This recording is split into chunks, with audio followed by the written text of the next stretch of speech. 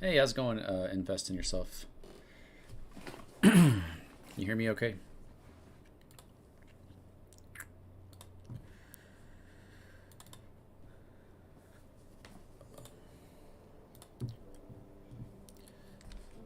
That's tripping me out.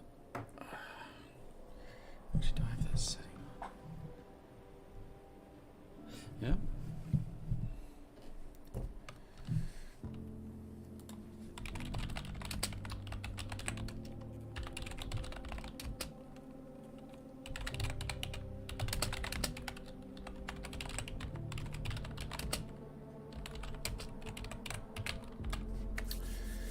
Good afternoon. What's up, Gregory? How's it going, bro? We got about 30 minutes before this starts. I'm just going to hang out with you guys, talk to you guys, see how you guys are doing, and then we're going to jump into a type of mini Q&A discussion with Sam about Evergrow, the future of Evergrow, and kind of get to know Sam a little bit better and learn about the new Evergrow community team. We got a lot of new people. Loud and clear. Doing great. How about you? Doing good. Thank you. Awesome. I'm just updating this, and then we can look at some information and stuff.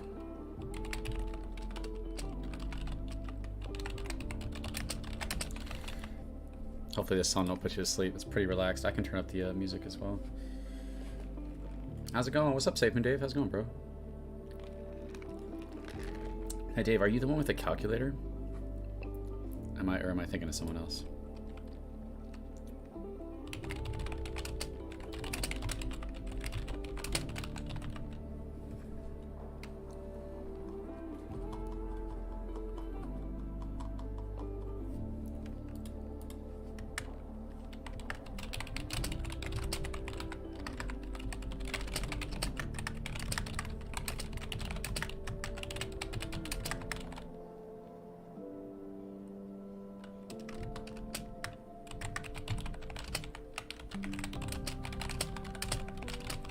Sorry guys, I'm almost done.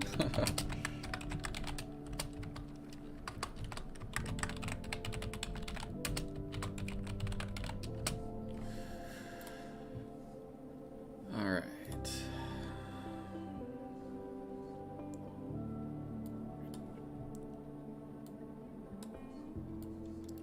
So we got about 28 minutes. How you guys feeling about really anything going on right now? I guess, everybody's scared that we're having World War III and all that stuff.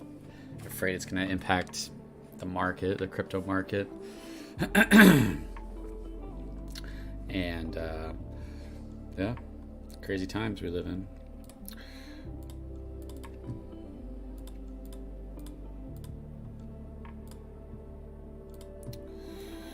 All right, just kind of chill right here. And you guys can join the Twitter space too. Make sure you follow everybody. We can all help grow this project by working together. Hey, Kratzian, can you put Epic Soul in timeout, or just go ahead and ban him? Actually, that'd be really nice. There's nothing that would make me happier than to see Kratzian ban Epic Soul. Hey, you guys got to be careful how much you troll me, because I got to deal with way too many trolls. Yeah, guys, do me a favor, hit a like. Let's try to get some people in here, get some more people in here. Does anyone here work out? I do occasionally. I'm not like great shape, but I definitely get in habits of going to the gym every day for a little while. Is that calculator available online? Oh yeah, I forgot to look at that. Sounds great, doing great. How about you? Yeah, that's you. Okay, awesome, man. That's really cool. I'll have to check that out.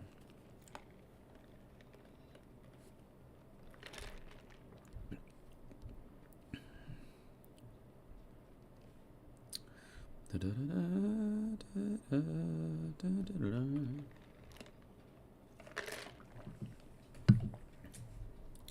love Safemoon and excited for Evergrow coin. There's actually a really cool space going right now I could listen to. That is about Safemoon's new swap and Liquify. Mark was just talking about it. I actually got some pretty good, interesting information from him, talking about the new swap and Liquify. But kind of the point that he was making about the new swap and Liquify for Safemoon is that it is. I got it. Yeah, Hippie got it. Yeah. Is that it's kind of an interesting discussion we're having. I'm not as smart as Mark or even a lot of you guys. I'm not like a real smart guy. I just make YouTube videos. and but it appears that the swap and liquefy function that usually lowers the price is actually, it is being changed, but it actually doesn't, unless an outside source of like BNB comes into it. All you're doing is, you know, moving green and red candles around. It's not actually changing anything, is kind of how Mark explained it. So I'm going to upload that video as well. YouTube workouts first. I work at work 30 minutes every day. Yeah, you can get a pretty good workout every 30 minutes. Alright, everybody do me a favor. Let's like and share the stream. Let me do that on my Twitter real fast. Kind of defeats the purpose of what I'm doing. Or, you know, trying to get more exposure to our, you know, Twitter and get the community working together. You know, if we can all work together, we can get a nice movement going. We're in a really bad position with the market and with the stuff happening, but you know, people always say do the opposite of what everybody's doing. If everybody's in fear, that's when you need to buy. If everybody's confident, that's when you need to sell. You know what I mean? I'm sure you guys have heard that before. So everybody's afraid right now, so apparently, according to that logic, it's a good time to buy.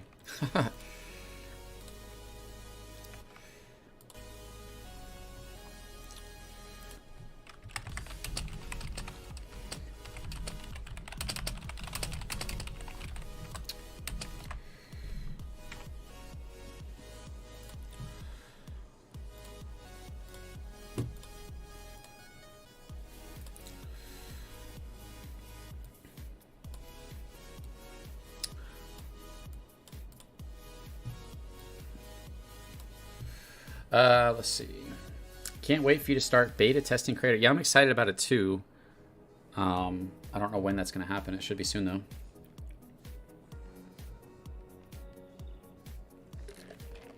Yeah, the Evergrow coin is so cheap, you know. It's interesting because when the price is going down, there's only a certain amount of people that really believe in the project that buy, you know. The whales will come back and buy.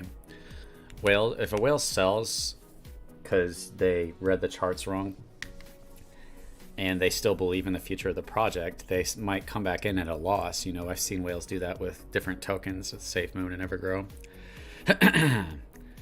But you know, how I see these projects is like, you should not be worried about price until the utility comes out, because until that utility comes out, there's not really anything that can like lift a project besides something, you know, that serious.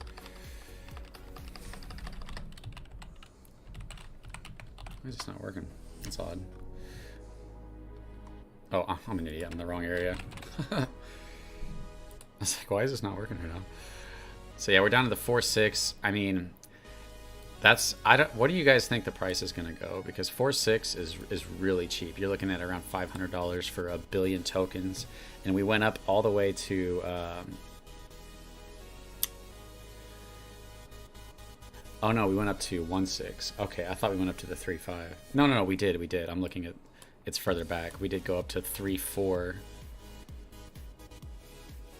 Yeah, so we went up to almost like $4 grand, you know, 3,300 plus a 14% fee for a billion tokens. So our all-time high, you know, that's a big increase, and we expect to blow way past that. So we got 22 minutes before the space starts. You guys can join on Twitter. Make sure you follow. Make sure you follow everybody. I feel like we're not in a bad place. It helps the burn. Yeah, it does if there's, you know, good volume. Low price is good if you can have high volume, but low price with low volume is not good. It's not burning a lot of tokens, you know. You need high volume, low price is the ultimate burning of tokens. Hey, what's up, Gavin? How's it going, bro?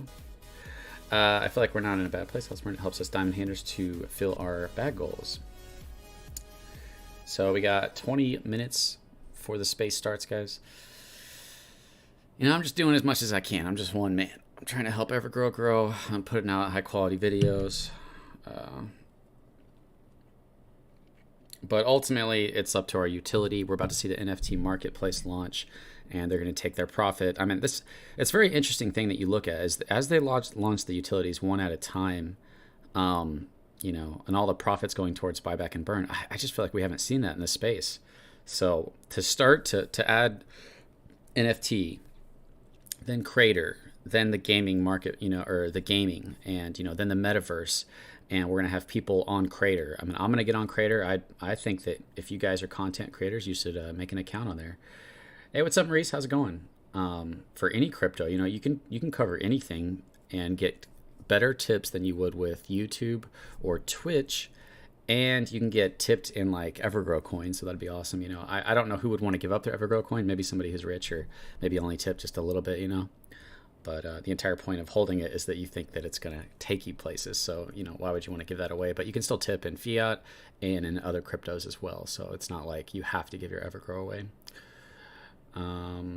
We got 20 minutes, guys. Everybody do me a favor, hit the like button. I would really appreciate that. And yeah, I will put on another song. Hopefully it's a good one. If you watch my videos, you'll recognize the songs because I use the same ones. But yeah, here's the space today. So, hey, what's up, Kat? How you doing? Thanks for stopping by. What's up, Maurice? ComSense, hi, Evergrow. Thanks for the platform, Mr. Control. You're welcome. Yeah, I thought about doing kind of weekly streams to check on people. Crater is going to be epic. Yeah, kind of my expectation with just me personally. I don't know how you guys look at it, and you guys might have been in the space a lot longer than me, but I'm like, hey, if it's not perfect, that's fine. Like, how hard is it to launch a perfect thing? And to me, the hardest thing in the space is to create a real utility that consistently provides volume. That's not like an easy thing. That's not a, hey, get that out so that we can be rich, even though a lot of investors have that mindset, like, hey, put this out so I can be rich and cash out and leave this project. And it's like, dude, you gotta be a little more dedicated to the project than that. I would play it, Cat, but it has to be copyright free. So it's very hard to find good copyright free songs. Nice to the market recovering after the day's events. Yeah, Gavin, how's your project going? Hey, what's up, Mario's D? How you guys doing? I appreciate you guys liking. Thank you for all that. And if you guys want to, you can join just the actual Twitter space. It might be better audio. Thank you, Marios. I appreciate that. What was the song though, Kat? I wonder if I know it.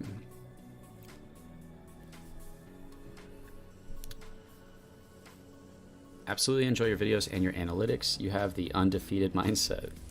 Thank you, man. I appreciate it. Yeah, I'm leaving tomorrow for Texas, and I'll be gone for a week. When I get back, I'm gonna try to upload like every day. I'm gonna be like working my butt off. Never cashing out. Yeah, and I think it's just important as a community to realize like the team is aiming to do something that's not easy, and they need a community that backs them.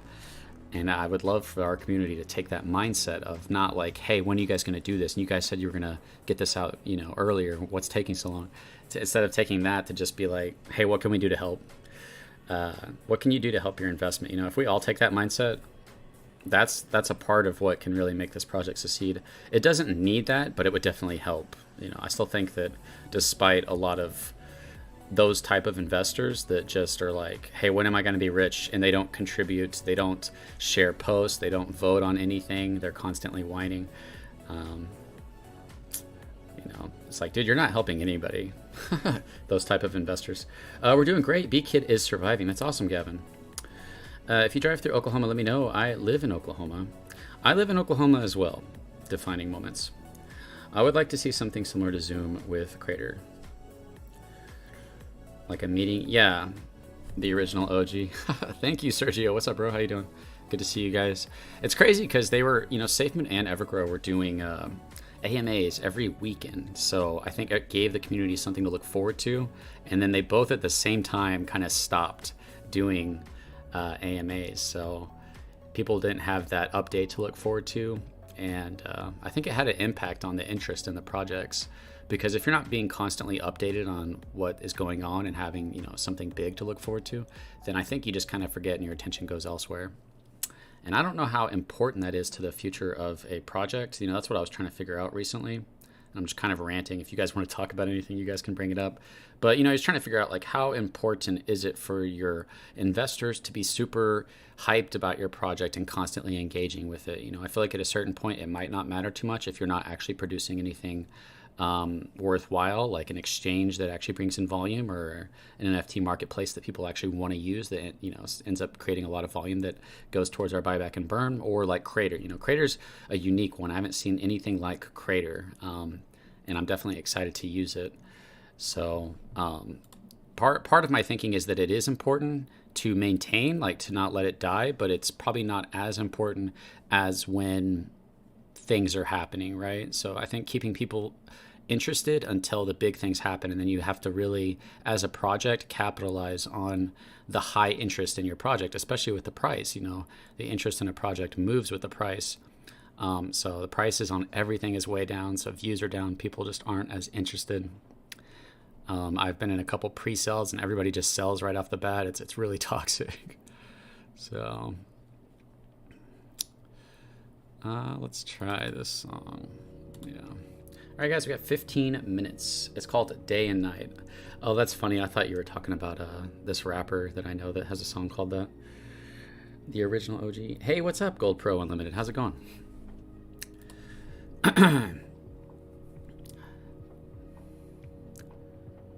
But, I look at projects a lot, just like I'm sure you guys do. And I really feel like, I made a video on it recently and it didn't do well, but I still feel like whoever did watch that was probably one of the best Evergrow videos there is out there, because it explains that, reward tokens have the problem with the tax. They can't create high volume, and it's hard to create a utility around a tax. Who's going to want to pay that high of a tax just to use you when another project can make the exact same service without that tax? So in trying to create a rewards token, you create this barrier to a lot of natural ways of volume. And I really think that Evergrow is taking the right approach. Other projects are taking the approach, we'll use buyback and burn. It's a genius method. But to take all your profit, so, they pay everybody who needs to pay it and all the services it takes to run Crater and the marketplace and everything. And after they pay all that, instead of taking that money and using it on themselves or using it on, like, even marketing, they just give it back to the holders. That's such a dedication right there. That's why I'm still like, realistically, I know that anything can happen.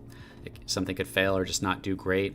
But in my mind, and I feel like I have a pretty, realistic mind, Evergrow coin's potential of becoming a top 20 crypto, I think is definitely possible because of that function. So, and I don't know how investors feel, but to me, it'd be crazy for anyone to sell before we get to see what all the utilities look like together, buying Evergrow and burning Evergrow.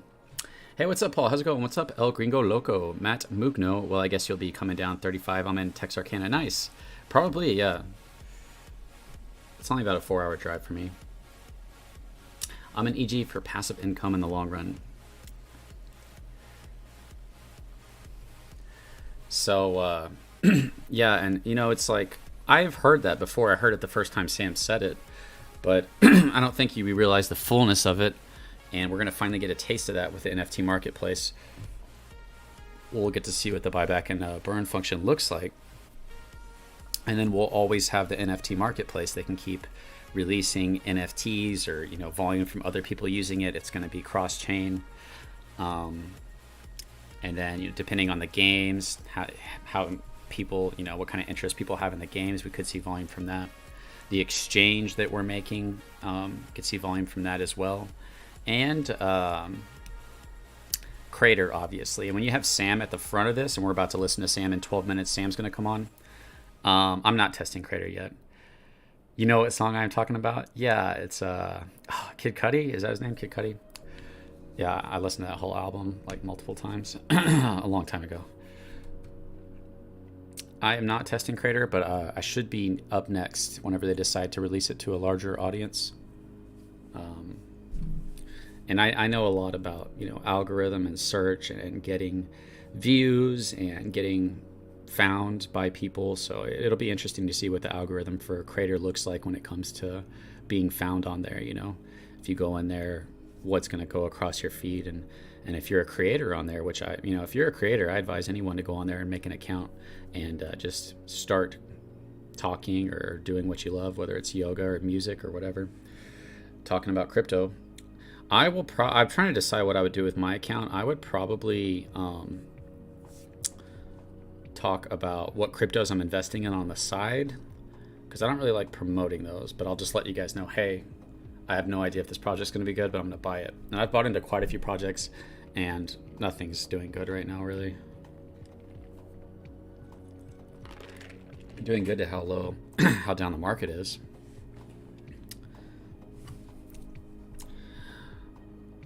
Do you know if they're giving the content creator video edit software part of the free service? I don't think so. That would be cool though, if it was like built into the website. Or if they give you like a link to some software. But there's free software out there that you can download. We got 10 minutes, guys.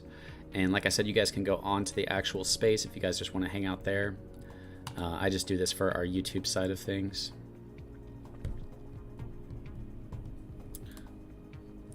Let's see. No, don't put it out there where I'm from. I don't mind telling people, but I don't like broadcasting it. You know what I mean? Even though it's kind of what I'm doing, but it shows me that there's not that many people in here, so that's fine.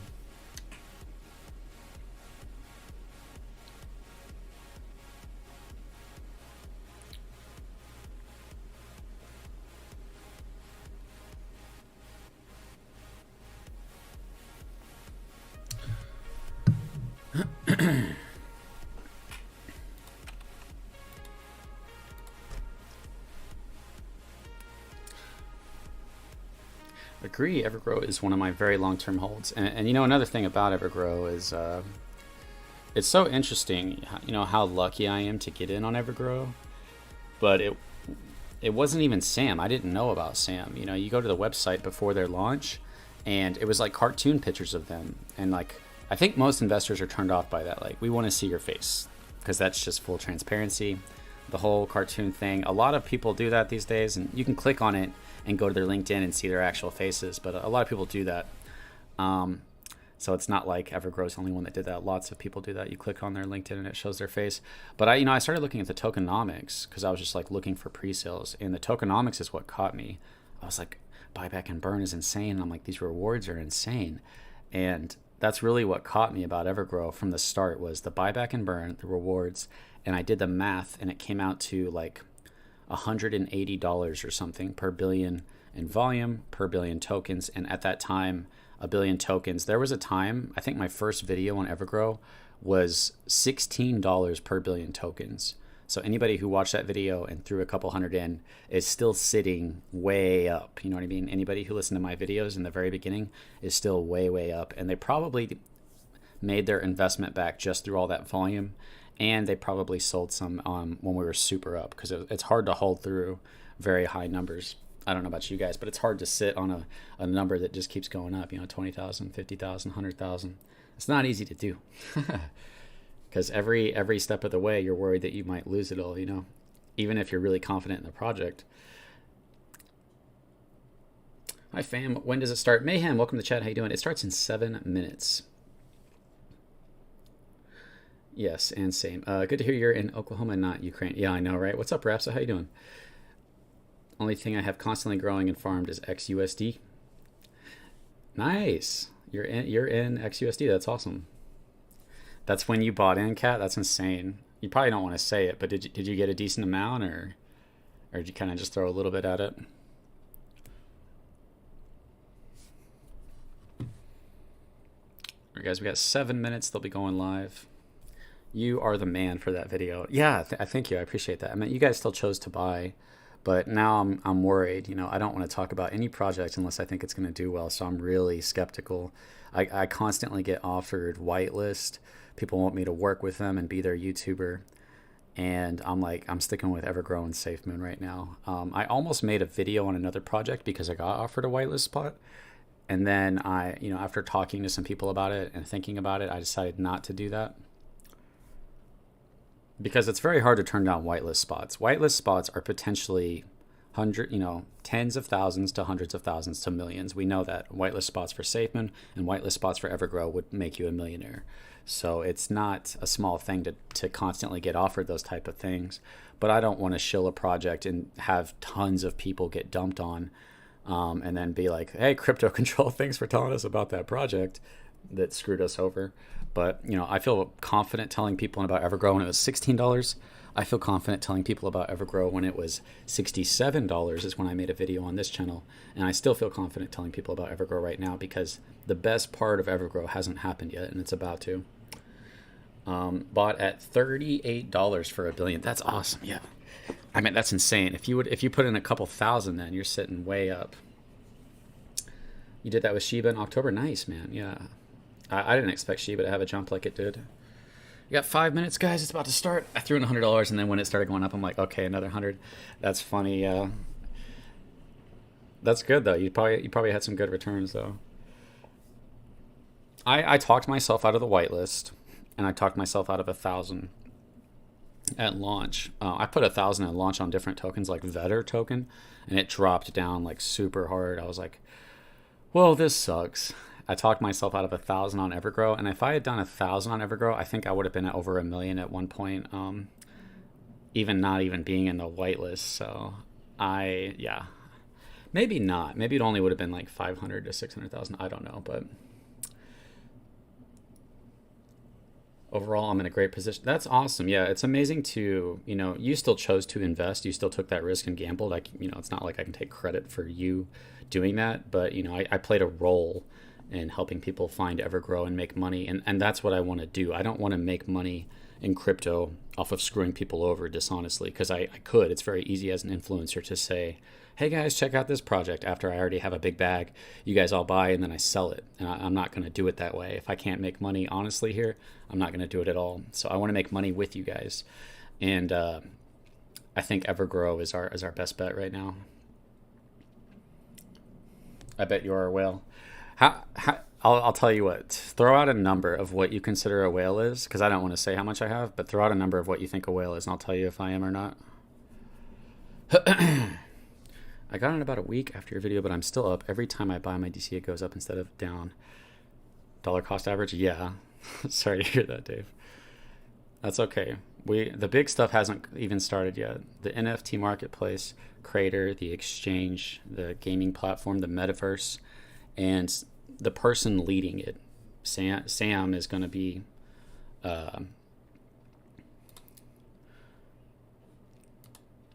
Sam's another reason why I'm super bullish. Sam's not just some random guy who said, hey, we can make a token and get rich, which is a lot of what most tokens are. It's a lot of people, and there's nothing wrong with that. I've thought about that. Hey, what if I make a good token that actually helps people? I can get rich and help people get rich in the same time. There's nothing wrong with that. It's just that Sam, he already is rich, so he doesn't need the money. Sam, I think, looks up to Elon Musk, and he wants to be like kind of his hero. He's a huge Tesla investor. He wants to be a top 20 crypto. He's a financial advisor. He's been doing that for a very long time.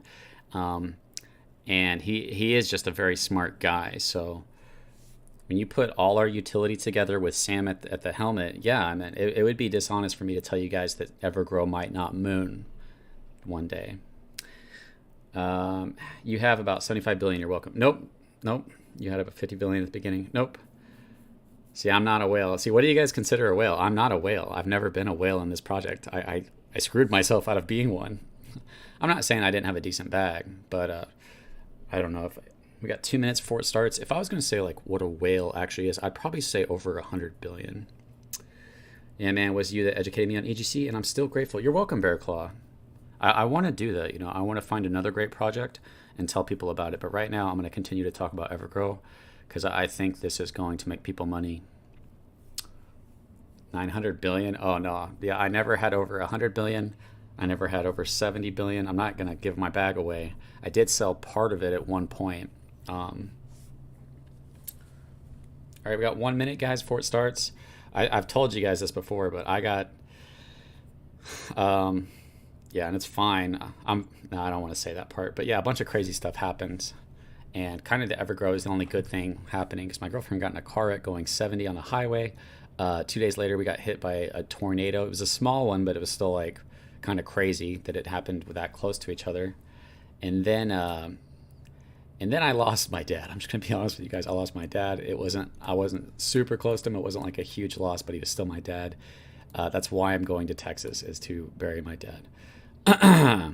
And I'm not trying to do this for sympathy or anything like that. I appreciate it. I know a lot of you guys are gonna say sorry for your loss and stuff, and I do appreciate that.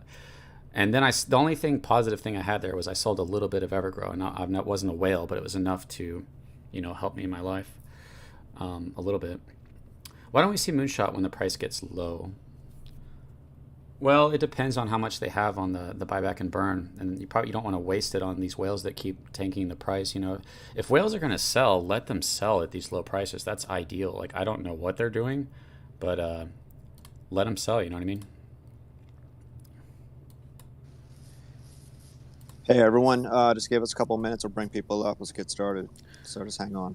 Yeah, I appreciate it, guys. I'm going to turn their audio all the way up. I might go on stage if they ask me to, but if it's not, I'm turning the audio all the way up. So if it's too quiet, just go to the Twitter space. And I'm going to go ahead and mute myself once they start talking. But the audio is all the way up for you guys. Oh, sorry, I probably blew someone's ears out right there. Yeah, I'm in here right now. Thank you, Kat. I appreciate that.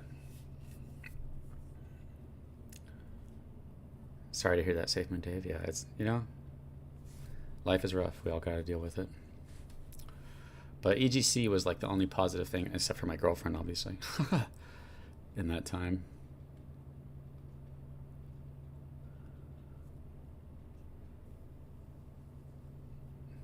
No, I'm in it, bro. Is it not showing you? Yeah, this space right here, I'm in there. He said they needed a minute. The reflections are daily. I think it's like I forget actually, I don't know, but it's about constant as long as there's enough volume.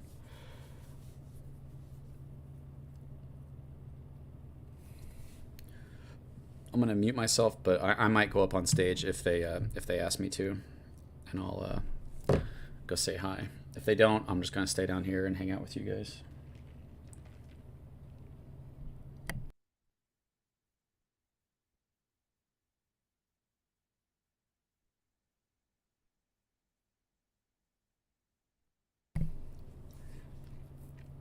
They should be filling in the space. They shouldn't just be sitting here quietly. That's okay though.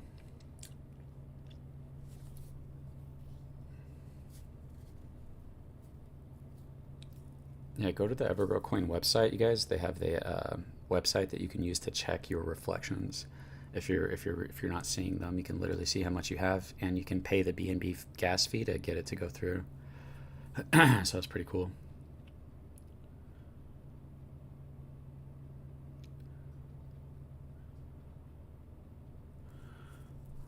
They are not talking. I'm sure they're just not talking, but I'm going to leave and rejoin just in case it glitched. Yeah, they're just not talking. Okay, that's fine. They'll talk soon.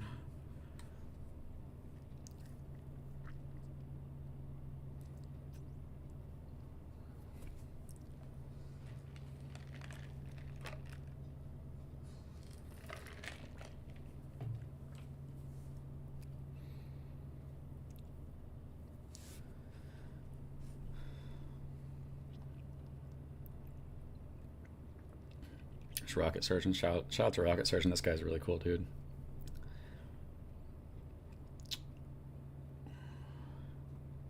It's funny Donald.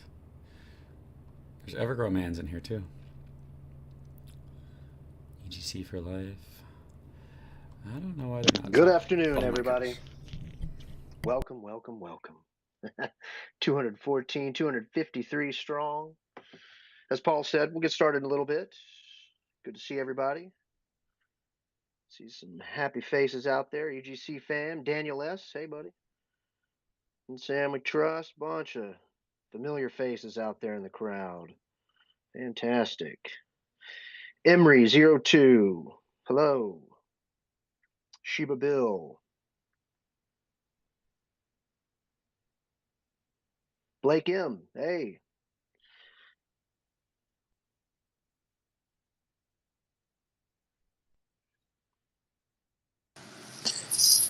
Hey, I just need our community people to request to speak, and I can pull you up. And then when I do, accept the invite.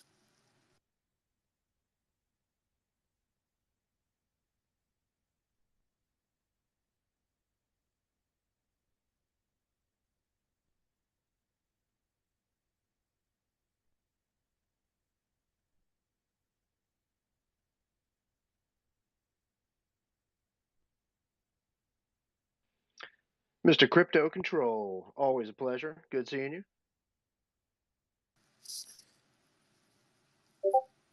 Yes, everyone. He will be streaming this on his YouTube page. So I think it's on. It's either Crypto. What does he have it on? Crypto Control. His page, so you can go ahead and listen to it or watch it on there.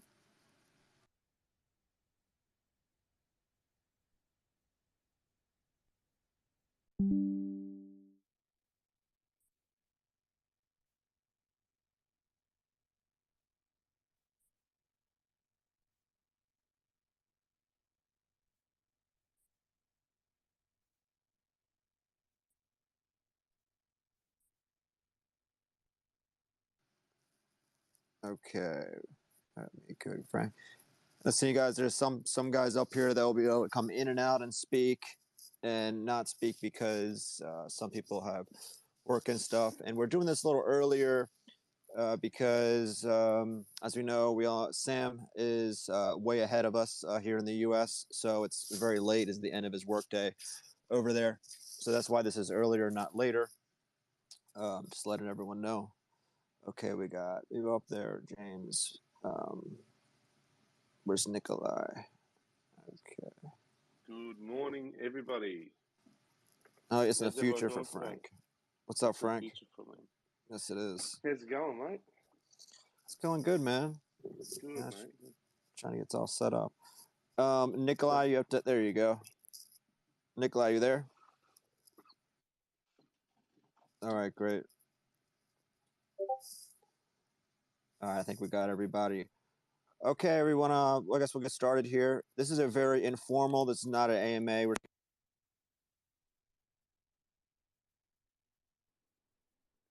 We've lost you, Paul.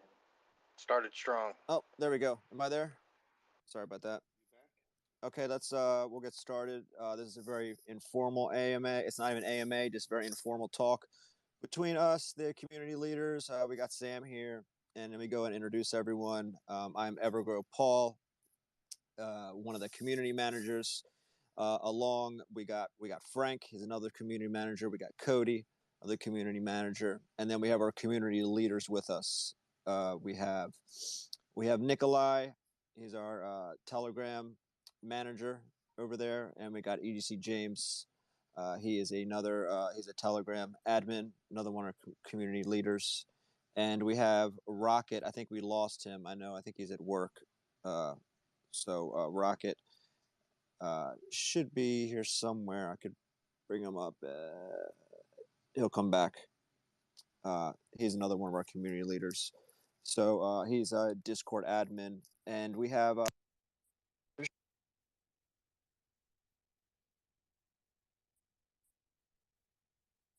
Having some technical. Yeah, why Paul, does it lost you. why does it keep doing that? It keeps going in and off. Anyway, okay, I'll keep my finger.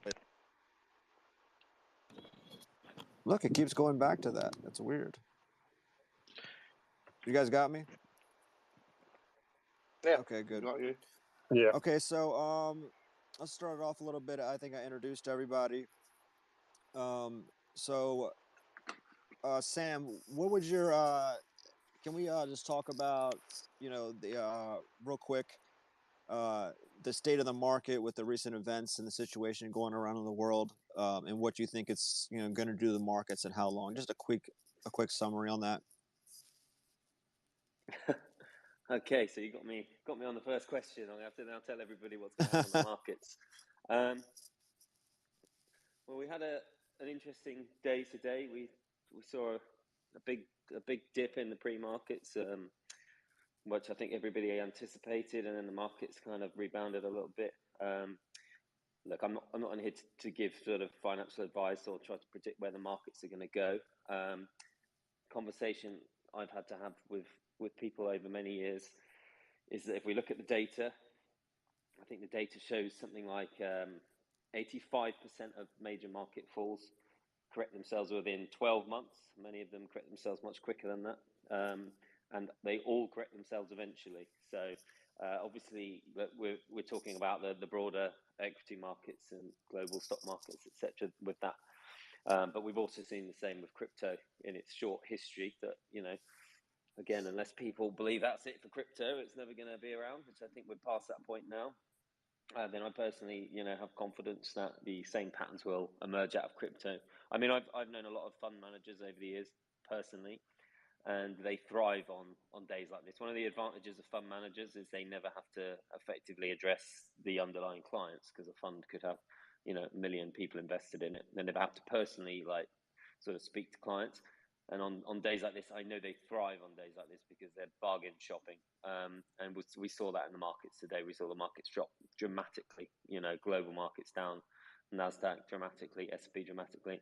And then they all go in bargain hunting and they buy up the dips. Now, I'm not saying that means it's over, but, we tend to see that, good companies, good projects, etc., come out the other side of market corrections or even market crises stronger than before they went in, and that's happened in history. So that's not just over 5 years. That's over pretty much many decades since the markets started trading. So that's where we are. It's very difficult for investors. Even for experienced investors, it's difficult to hold the nerve, but it's the lesson that you've got to learn. Yeah. This is probably, I've been in crypto for about 9 months now, so I've probably been going through something like this, but hopefully the situation can resolve itself sooner than later. So let's get on more of a positive note. So as you all know, Cody, Frank, and myself have gone through the past few weeks, and this is the question that everyone's been going for, and we're just trying to get this out of the way right at the beginning, then we can go into some more, fun stuff.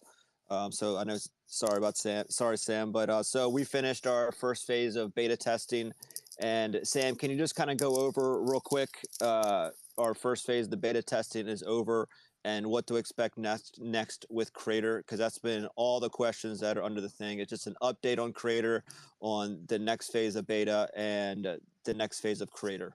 And let's just quickly go through that. Yeah. I mean, I think the truth is that the beta testing, you guys did such a thorough job. So we employed all extra devs. We had the core team.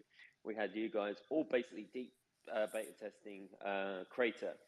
And there are various ways you go about launching new technology. Sometimes you sort of create your V1, you improve it, then you launch it, and then you immediately realize that you wanted to launch V2 because you get bugs. I mean, and again, it's like all new platforms of this type started at zero, at a big fat zero. They launched to nobody. They launched without any public knowledge. And then over time, over months, years, etc., they built up, to millions and billions of holders, to users even eventually.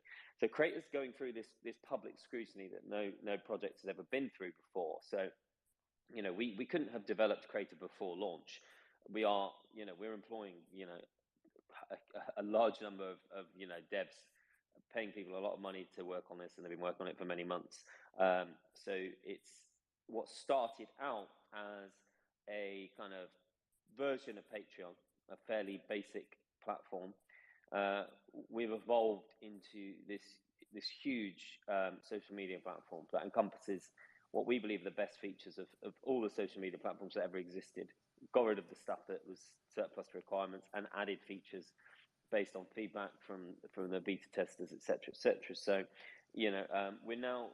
we've basically, V1 was completed. You guys used it.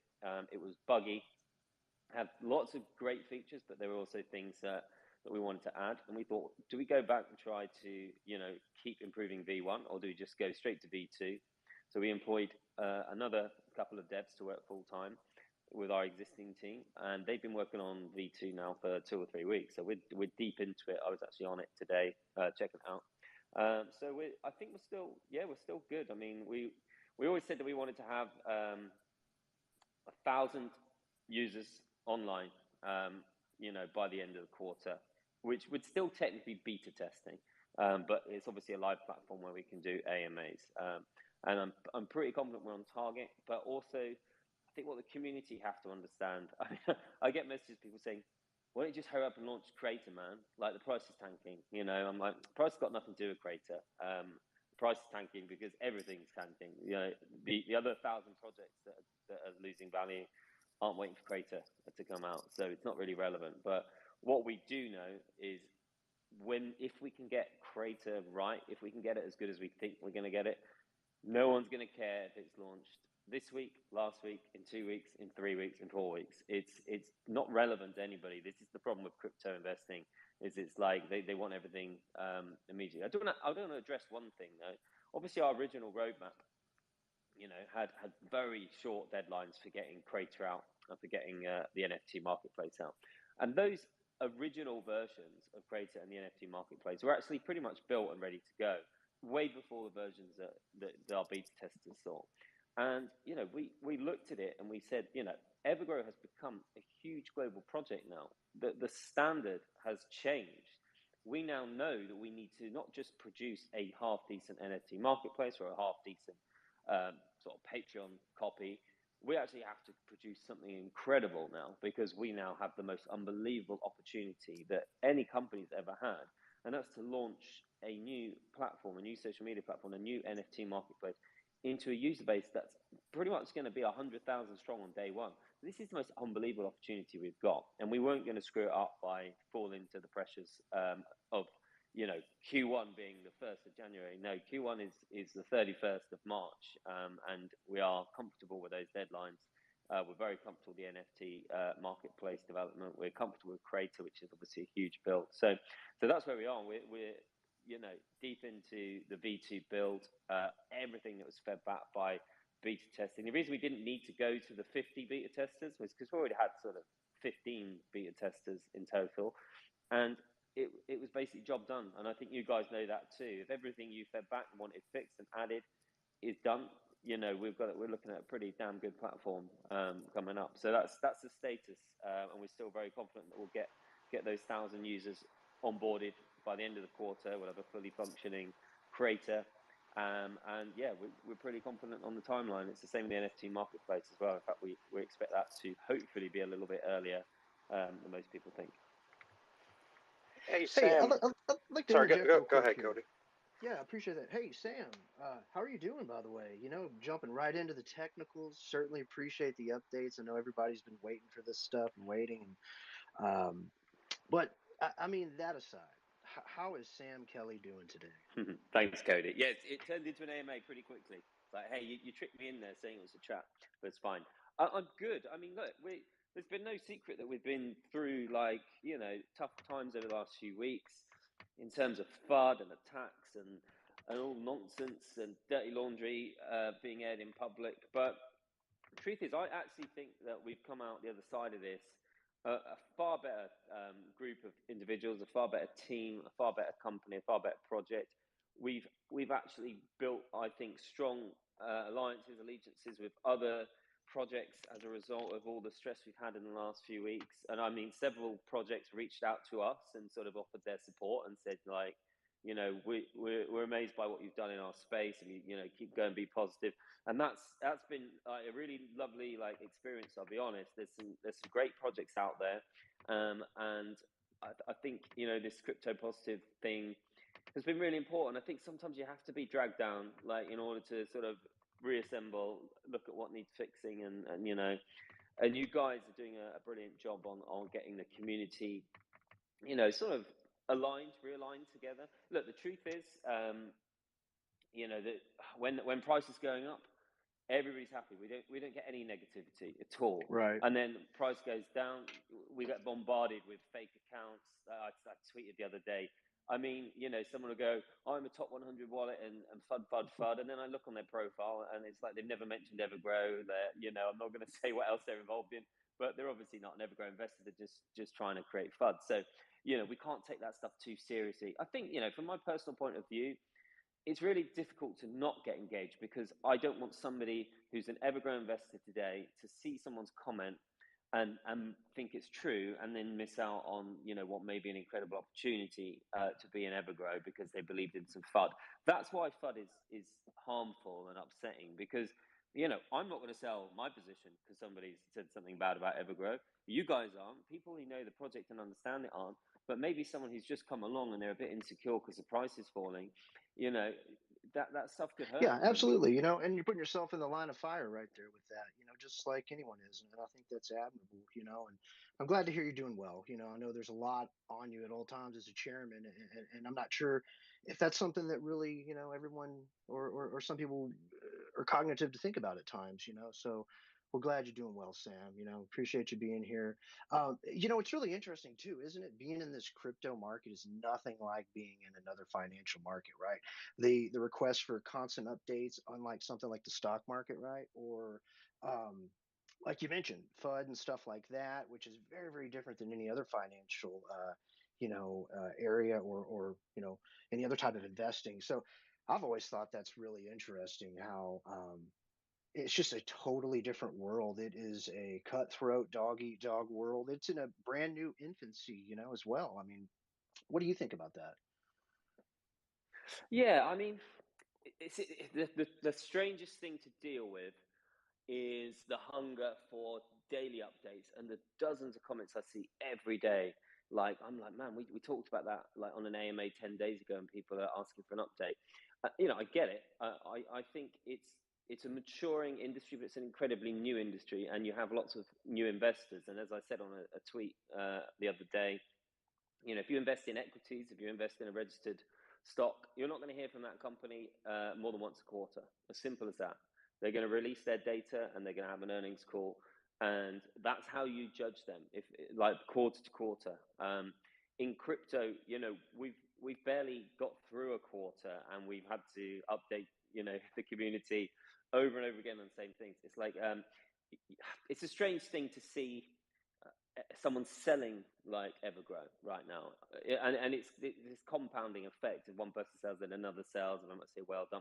It's such a strange thing to see that, because absolutely everything we set out to do is being done. Every utility we've sent like live video of it being tested. Everything's real. Everything's proven real. Any investor who spends time looking at this project knows that these utilities are on their way. They know that they're due, inside this quarter. They know then that we've got the wallet and exchange next quarter, which we're incredibly confident on the timelines of. And that just baffles me slightly to see someone go, right, that's it. They're on time with everything. They're showing evidence of everything. I'm going to sell. Because I asked myself, why did they buy in the first place? If they didn't buy because of the vision and the roadmap and the timeline we set, what changed to make somebody sell? And again, it's not. I'm not criticizing this. I think it's just something that we as a space. This is why we want to unite DeFi kind of thing, or this is why it's so important, because crypto investors are the newest type of investors, and we need them to understand how the investment process works. I just one quick last example, because I know I waffle on. Paul said don't talk too much tonight, but just one quick example. Someone said to me, "Why did you share data about the revenue created by Patreon or OpenSea? That's not relevant until you've launched Creator in your NFT marketplace." And I was like, no, it's 100% relevant, because as an investor, you're meant to look at a project and you're meant to get in there before it's priced in. If Creator was already running and the NFT marketplace was already doing its thing, we'd already priced that in, and the price would be a lot higher than it was now.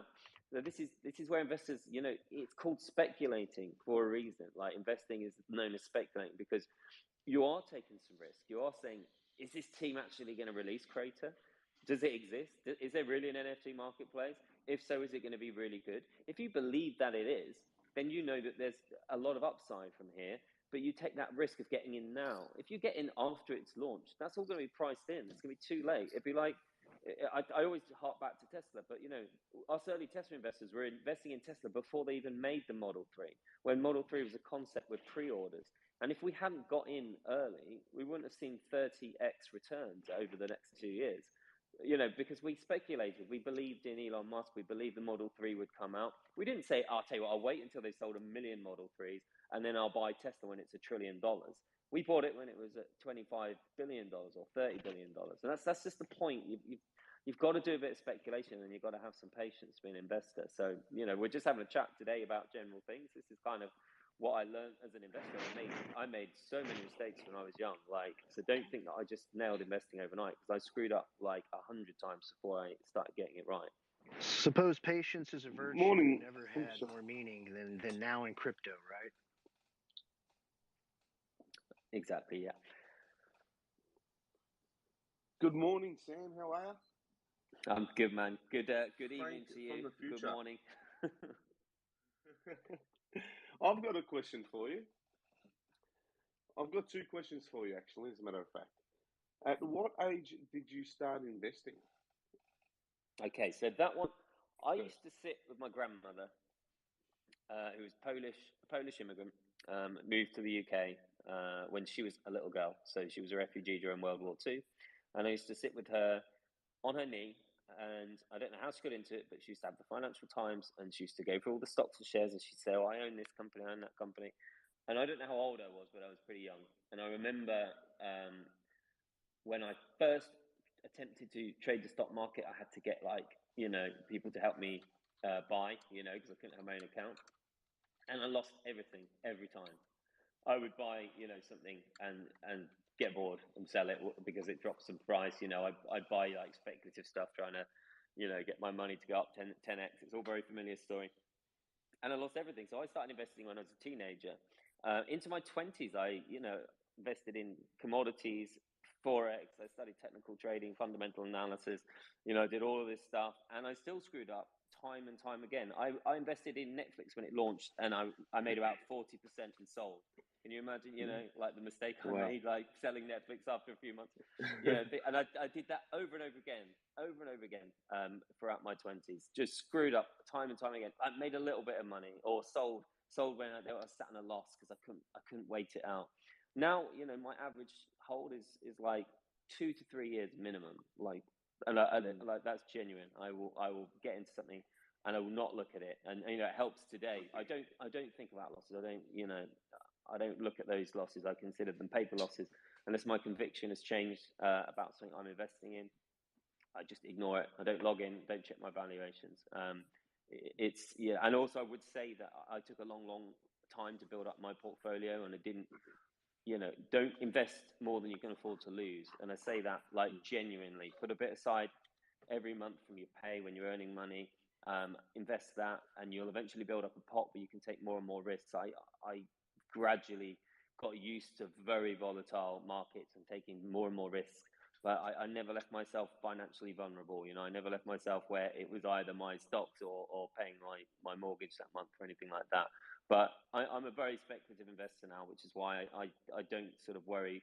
Obviously, I've got a huge position in Evergrow, and I don't lose any sleep whatsoever over it. I guess I'm lucky that I'm on the inside, and it gives me more confidence than the average investor. And I do understand that. But yeah, so that's my history. It's a long history full of failure, in all honesty. Far more years of failure than success. But the success is what gets you there in the end, It's funny, isn't it? It's a long road to learn, and I've always dealt with stocks since I was a bit younger, and I've sold many over the years, but I learned to hold. I think I've still got some stocks there from about 6-7 years ago, and I'm just sitting there holding them. And then I got into crypto myself, so that's my new hodl. But I've got another question for you, sir. What was your first stock purchase? You know what? I think it was a company called Telewest, and this is I'm 40 now. I think that got leaked. And Spring Chicken. And they in my area, I grew up in the southwest of England. I believe they were just launching something called the internet, where you could dial up at home and log in. And I thought, this is going to be big. This sounds amazing. I want to get a piece of this. This is this is No. I thought this internet thing, the internet was there, but you couldn't really access it very easily. You had to like dial up, and it was 30 kilobytes of speed and all this stuff, or even less. And actually, ironically, that company went out of business. So I had the right idea, but I picked the wrong stock. And you know, I think I probably invested like £200-300 in it that I had saved up working, you know, doing paper rounds and odd jobs and things like this. Like, you know, I was always quite good at like saving my money and not wasting it, and then I would just put it into investments and lose it all. So, but that's because I didn't do my research on the right companies. You know, I kind of knew that the industry was interesting and it was going to go somewhere, and I just picked the local company. Like I didn't look, I just thought, oh, they're a local company. I'd heard of them, so I bought them. But it was a lot harder in those days to get information. Obviously, if I bought into one of the national broadband, or it wasn't broadband at the time, internet companies, this was a little startup where I lived. That's why I bought into it. But yeah, that was my first investment. Yeah, Hey, Sam, so like stemming off of that a little bit, this is Animal, by the way. I think we're all kind of curious. So what's the story behind you getting involved with EGC? How did you get in this space? Were you kind of interested in crypto prior to that? Were you investing in crypto prior to that? Like what's that whole story? Yeah, so this is Oh yes, tell us. We've gone over this a few times, but I still don't think people quite appreciate it. So I've been looking at crypto for years. Like I had a friend whose, you know, dad introduced Bitcoin ATMs like a decade ago in the UK and things like that. But I've always had a huge amount of skepticism.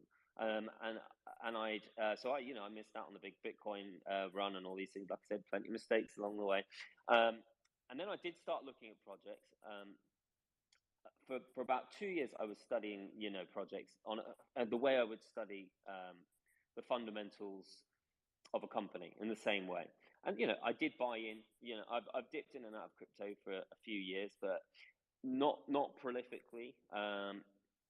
Over sort of 2021, I did build up, you know, a pretty decent little portfolio of cryptos. And you know, I was not involved in creating the original Evergrow contract or the roadmap. This is why it evolved very quickly. But what I did see when I was doing my research is I saw something that was amazing, and it caught my eye. And I instantly contacted the devs, and I said, guys, listen, I want to be honest with you. You've got the most innovative contract I've seen, and I've been looking for a crypto to get behind for at least 2 years. I mean, I had studied and read white papers for a very long time, and every time I'd be like, no, this is not right. This is not right. This is a Ponzi scheme. This is a, you know, this isn't going to go anywhere. These guys don't know what they're doing. When I saw this project and I saw the ideas behind it, you know, what effectively Praveen and Ajit, this was their like vision. I got in touch with them, and you know what? I have to say that I had this conversation with them. I think people will understand why. I said, listen, you guys are geniuses, what you've come up with here. And I'm really sorry to say this, but the world may frown upon you guys because and I'm saying this with full respect to them, because you're two Indian guys, you know, running this business out of Delhi. And sadly, you know, there is a lot of xenophobia and preconceptions about people. And I said, listen, I think what you've done is amazing, but I think you might struggle with the, you know, preconceptions globally of people. I know it's a tough thing to say, but I want to be honest with everybody. This is an honest chat. And I said to them, listen, guys, I want to get heavily involved in this project because I've not seen a contract this innovative before. And so that's how I got involved. They said immediately, you know, Sam, what you're saying is right. We appreciate you being honest with us. It is difficult because unfortunately there is this innate perception and arrogance in the West, you know, about people from other parts of the world. And we talked about in the Telegram on day one, Sam, about that. Remember? I don't know if you remember. Exactly. Yeah. And it's sadly true, and it shouldn't be, because these are some of the brightest minds I've ever worked with, and I've worked with major fund managers. I've worked with serious people across the world. And these are some of the brightest minds. And sadly, I just knew that there would be preconceptions that were not true about them. You know, they're incredibly honest, incredibly diligent people. And you know, I hate to say, I said, you know, you guys might need someone, you know, out front here who's got business experience to really help this project go where it needs to go to get the right recognition. Because, you know, instantly it was obvious that this contract was pretty special, you know, and not only the contract, but all these amazing concepts that that were built into that contract. Things that no one had ever considered before, like using the revenue from utilities for buyback and burn. I believe that's a revolution that's going to change crypto. I don't believe that the world quite understands it yet. I think we need to educate people more on the way that is the only way to fairly distribute the utility revenue amongst the holders. Like, we don't necessarily know where revenue goes with all projects. You guys are the shareholders. You're the ones paying for everything with your taxes. You're paying for the development. You're paying for everything. You own everything. And it's the same with other projects. But how do we know how that revenue gets distributed? How does revenue get sent back to crypto investors generally? I don't know the answer to that. Before what we've conceptualized came along, and still, I don't really know how in a democratic way crypto projects distribute the revenue they generate for their LLC amongst the holders. With Evergrow, it's 100% clear. Anything that's left over from the development of a project, not a penny is going on the core team to have salaries. As you know, we covered that by just distributing a little bit of the team wallet, and that goes to salaries. So we can only get salaries when you guys are getting your dividends. And this is it. So, I mean, this is the whole thing. It's just pure genius. And that's why I believe thoroughly in it. We're not even 5 months old. I'm not concerned about, the small things and the timelines and all of these things. I think the contract is pure genius. I think the whole concept is pure genius. I think we built up a huge community, which is essential to any project. Without this massive community we've got, we would struggle like hell to get anywhere. I'm telling you, because especially at times like this, but we're actually still growing every day. We have not lost holders. I think it's remarkable that we're adding hundreds of new people every day, despite the difficulties in the market and despite all the FUD and everything. So there you go. That's my story of how I'm now in this position of being chairman of Evergrow. But, I'm not the brains behind this operation. I think people have got to start giving more credit to everyone else in the team and also to you guys. And you guys, I want you to also, let's not make this all about me tonight. I want you to introduce yourselves as well and ask each other questions and tell us about life being, admin leaders, because I think the community could probably do a hearing, the stuff you put in every day, and the stuff you have to deal with. You've got to deal with 100,000 odd people, especially at times like this when the price is down. It's been an interesting couple of months. It's been good though. It's been very positive. I think we all have a lot of fun. I think that's why we're here, is because we have fun. At least I know that's why I'm here, is because I have a blast getting to know the community. I have a blast getting to. One of the things that I really enjoyed in the beginning, it was watching the community kind of blow up in a lot of the social medias and seeing how do I just like the cream rise to the top a little bit. You got so many people coming in and just being like, hey, this is my first DEX buy I've ever made. What's Pancake Swap? And we're talking about Pancake Swap and PooCoin and just all this odd stuff. And the people that have come up and are now helpers or junior mods or mods in whatever social media, because they kind of got addicted to the fun and the community around it. So it's been a blast for me. I've had a lot of fun doing it. Yeah, we have such an awesome group of leaders. It's just awesome.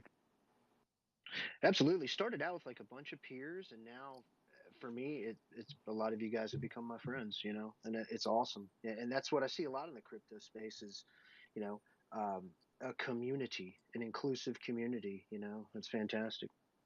Yeah, I think it kind of stems off the same thing that Sam was just mentioning about the company. I mean, I don't care whether it's community or company or anything. It takes all kinds. Everybody's got skill sets, and you really got to cover the gamut. And I think it's the same sort of thing. I think that's what I really love about the leadership in the community, and really just the community as a whole. But we all have unique skill sets that I think really complement each other and making this fun and just leading the community and leading it positively. And it all just sort of magically falls together. It's kind of wild.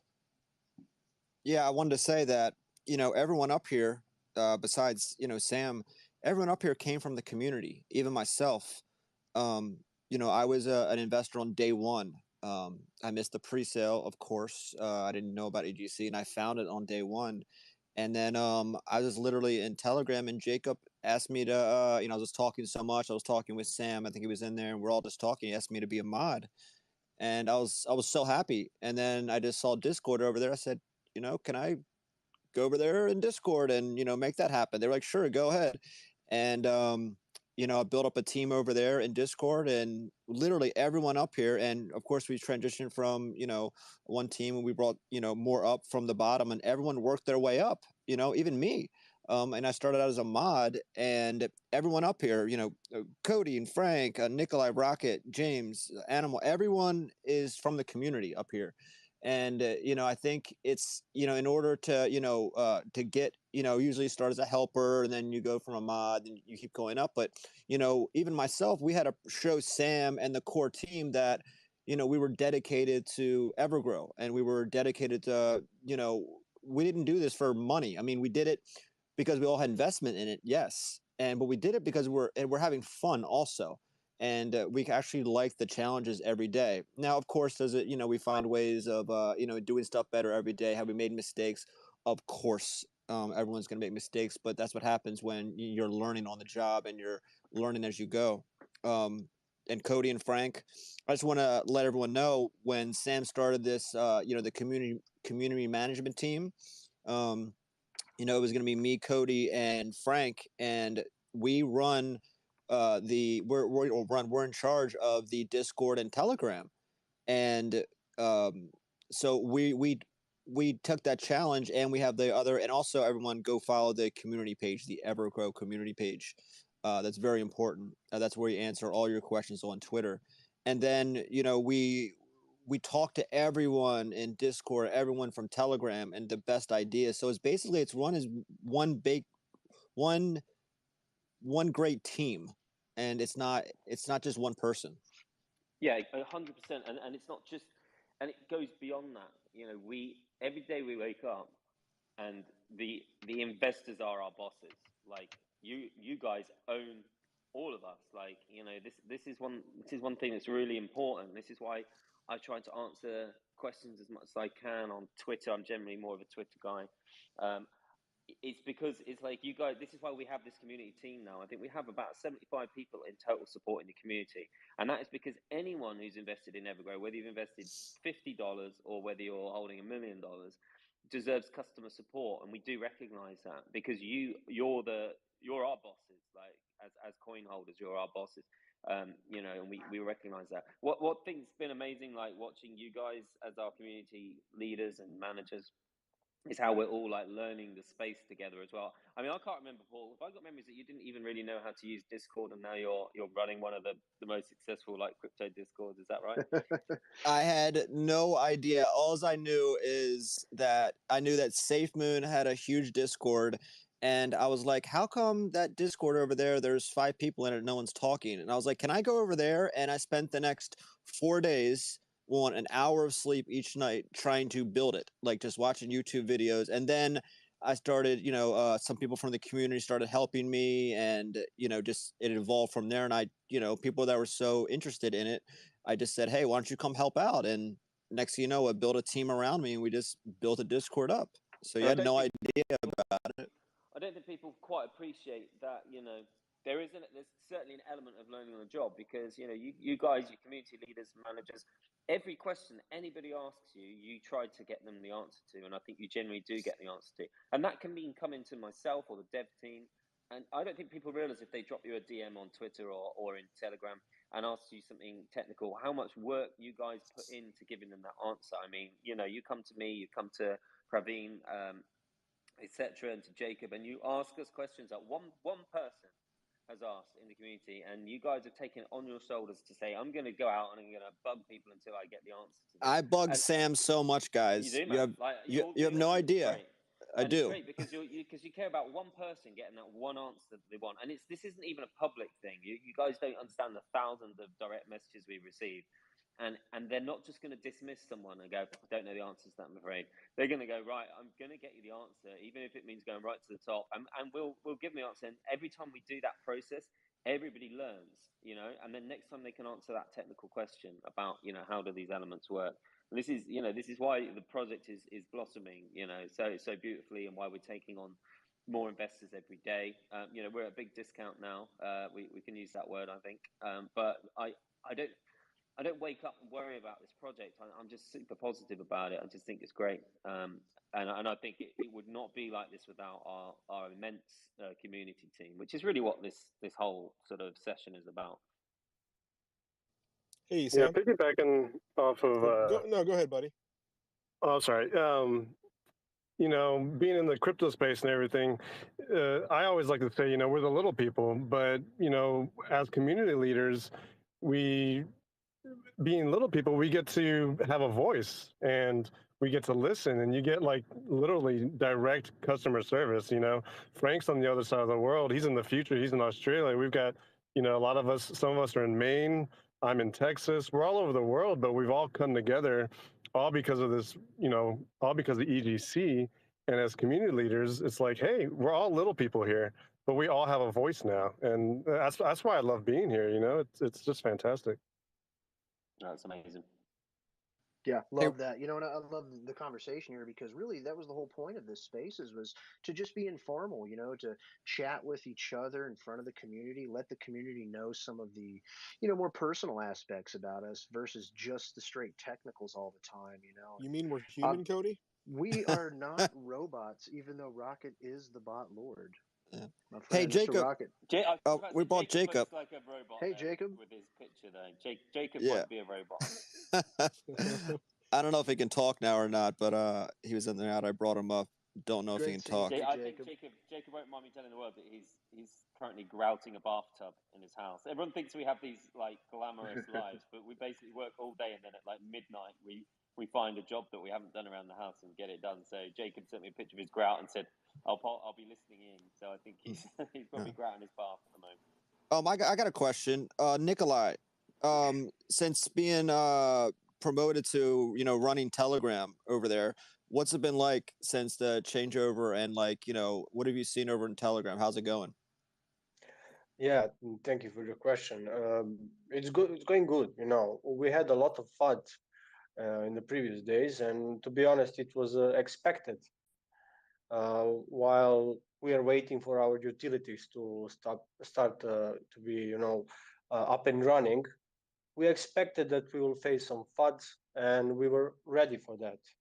And we will always be ready for that kind of things because we're always trying to, you know, educate ourselves. We are also humans. We have also our concerns, but about EGC, we doesn't have any kind of concerns. We are believing like 100% that everything what team said that is going to be delivered, it's going to be delivered. And this is from my part of story. No, that's great. And you know, the reason you got your position is just because you shone so brightly, and it's just the case for everyone. But also, like, there was a reshuffle, and then I think also we can't forget that a huge amount of work went in before the reshuffle. Yes, I take full responsibility for, you know, everything in this project. And the problem was we just didn't have it organized properly from the start because we just weren't expecting the explosion. So the reshuffle wasn't a reflection on any individuals. Like, everybody was working so hard, but we just had to organize it. And we wanted the community to be, you know, we wanted everybody who was a community leader, for example, to be a doxed individual, so everyone knows them personally. And then there were some people who didn't want to go through it, which we 100% respect. So if someone isn't, you know, a lead admin or anything anymore, it's not because they did a bad job. It might just be that they didn't want the position that was being created, and they didn't necessarily want the publicity and things like that. So, you know, everybody deserves credit, not just since the reshuffle, but also before it, because we were building and trying to catch up with this huge explosive growth. And you know, I think everybody did a hugely good job, but we just wanted to reorganize and give ourselves a strong position to go forwards. Yeah, I wanted to sit there and thank everybody. I know we have a spot in Discord. We have the Discord VIP people who have come and gone, and we have a spot for them in there. And we'd like to thank everyone who helped build the Discord, who helped build Telegram, and helped build EGC, even though they moved on to other things, other projects. Even just other things in life. We'd like to thank them so much for their contributions, and we couldn't have done without anybody, without everybody. it's a really important thing to say, and there's been a lot of misconceptions about the project. 100% listen. People have learned and bloomed within Evergrow, and that has led them to be attractive to other projects. And that's how life works. It's not a bad thing, you know. We couldn't promote everybody, but there was some brilliant people in our project who moved over to other projects, and that's because they were great at what they did. We just didn't have enough places to promote everybody. So I think it's important again to sort of put that to bed. You know, there's no negativity towards anyone who's a part of the Evergrow family. Everyone's still always welcome in our space, and we want people to be diversified, investing in other projects. It's a sensible way to do it. So I think we need to put that stuff to bed. I think with deliberate FUD created on those subjects that wasn't necessary. Can I just give a quick couple of updates? Yeah, please. Just because, yeah, please. just We'll drop allow a couple of things in. The Safemoon Billboards should be going live any minute, like as in today. Nice. Yeah, so the process had to go through some additional compliance checks, just to make sure that we were being careful on the content. So it had to be approved Safemoon's end back to us for our review, back to Safemoon, and then effectively checked by the lawyers, because this is the process that everything has to go through now. That's why they didn't go out overnight. We are just waiting for Safemoon to confirm the locations, but remember there are 20 boards in total going live. I think it's a lot more than people realize, and the impressions every day are around about 12 million impressions expected every day, and we do expect them to be live any minute. So that's pretty cool. So that's something that's happening, that's exciting. There's another update as well. I had a great meeting with Simplex today. So we were waiting very patiently for Bitru Exchange to go live. There were some delays that completely out of our hands. No one's fault from either side. Just took a bit longer. And now Simplex they're great to work with. So basically, they're going to give us a widget, a direct buy widget.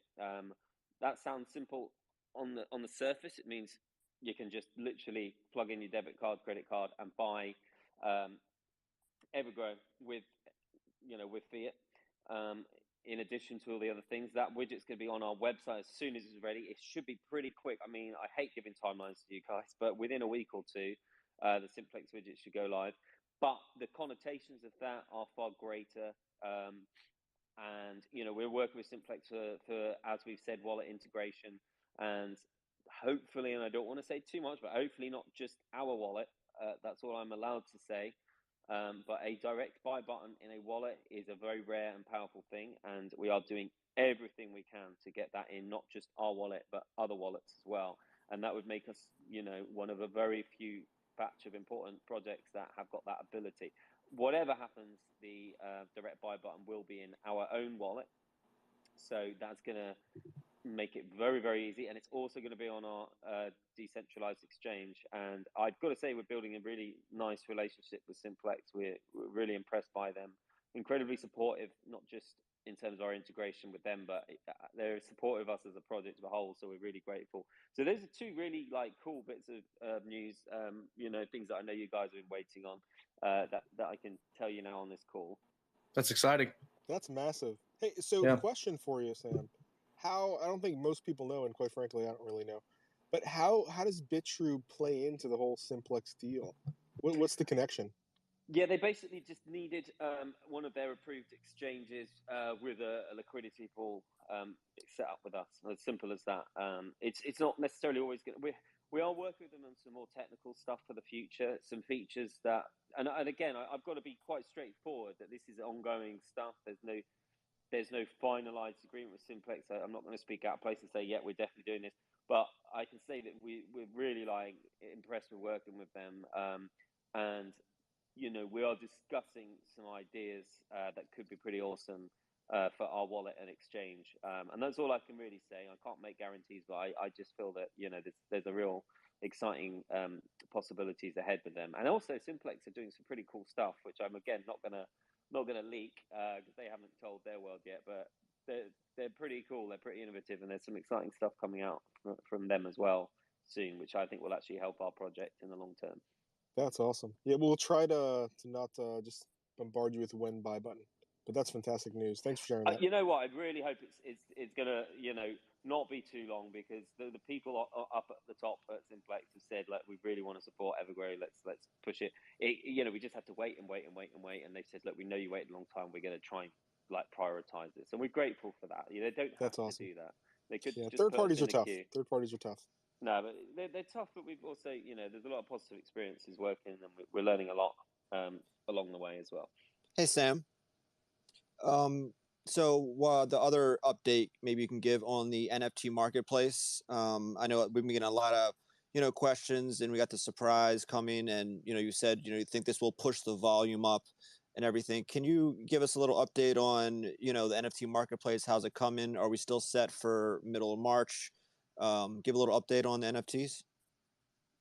Yeah, so I mean, I think we so much focus on creator all the time, but just as you should diversify a portfolio, a company should diversify their utility portfolio, which is why we're simultaneously building 4 to 5. Obviously we never talk about the game. That's because it's sort of wrapped up in secrecy. But the game, the game is effectively, the characters are there. The game is designed. It's that's a pretty cool thing as well. And games can bring in a huge amount of volume.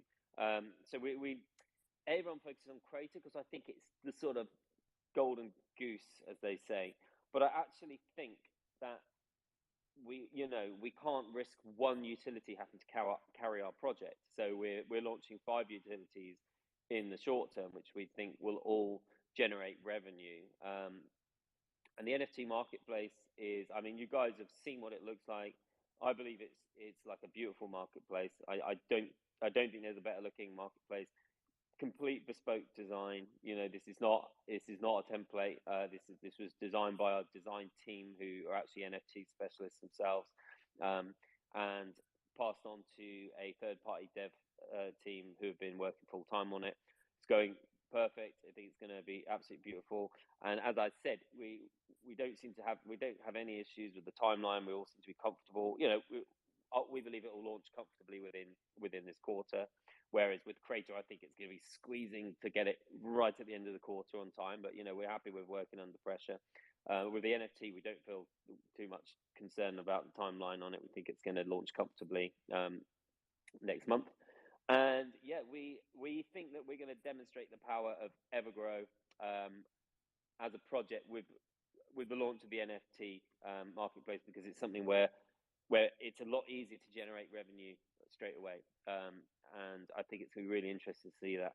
And again, don't count out our other utilities. I mean, if you look at some of the gaming tokens that have hit $1 billion valuation and huge volume in a very short period of time, again, we get to launch our game into a potential user base of over 100,000 people. Like, not a lot of people get to do that, so don't count out the fact that we've got a game, coming. And I'm going to say this now because people have always said, like, if you think something's going to be off timeline, it might be off timeline. I think the game might not be in Q1. And I'm just going to say that now, just to be totally straightforward. It doesn't matter if it's Q1. It doesn't matter if it's the 31st of March or the 15th of April, to give you some ideas of what I mean. I think the game might, to get it right, it might not be Q1, but I think the game could actually produce immense volume. Because that's what, if we look at the other projects that have launched games, the volume that games produce is unbelievable. But what you need to have is a contingency with games, because games tend to lose their flair. So what you do is you produce a game, you let it run for 6 months while it's booming, but you make sure you have another game in the background. I think this is what people don't appreciate, is that we're not just going to produce 5 things and then go, right, that's it, great, we're off. We're just going to keep building and building and building. We want to be a significant crypto company, but also we want to have major tech offerings globally around the world over the next couple of years. So we'll release a game, we'll let it run its course, create loads of volume, but in the background we'll be producing version 2 or a completely new game, because you've got to keep that momentum going. Because particularly with like play to earn games, etc., people enjoy them for a few months and they move on to the next thing.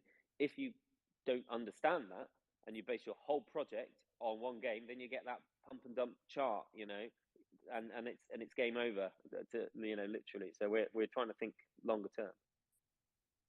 That's fantastic. Thanks so much for sharing that. We all love hearing about that, whether it's just, the community or even some of us that don't know all the aspects of it internally, for different reasons. I got an off the cuff question for you, Sam. Are you ready? Always ready. Okay. So, and just thinking about the way to word this, why did you decide to go with the title chairman? I mean, what's the chairman title about? Tell the community. If you can. That's a great question because no one's ever asked that before, and I know lots of people just call me CEO. But listen, despite what maybe people think, I'm not an ego guy. I didn't particularly want to be center of attention in this project. I put myself where I put myself because I felt I needed to, and I've got no problem, and I want to do everything I can for Evergrow. The reason when I discussed with the team about my role, a chairman is someone who effectively supports and guides a company in a different way to a CEO, and I believe that's what I've been doing. It's a kind of oversight of all departments.